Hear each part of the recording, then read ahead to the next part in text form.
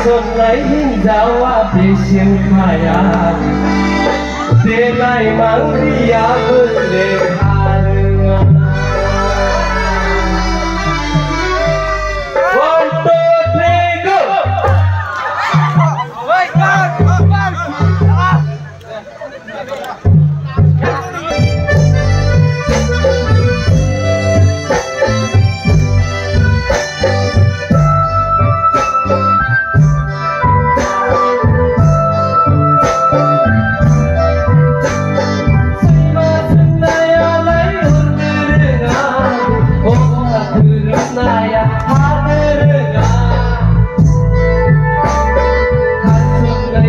Jawab isim kaya Delay mang dia berlekha dengan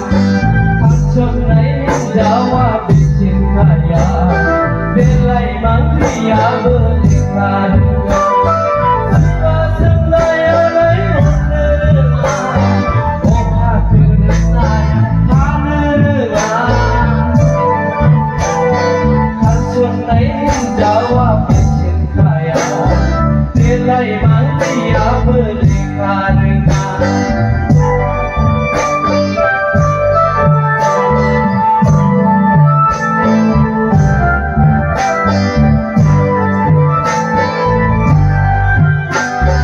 Adili kata dardamini moho rau bandau kandaya Hai dau gani gai gai Rongran, rongran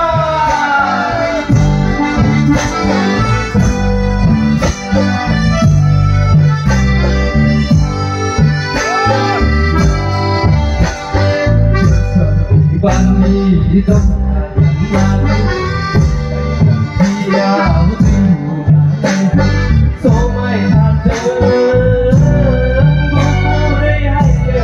kanai rumpang somai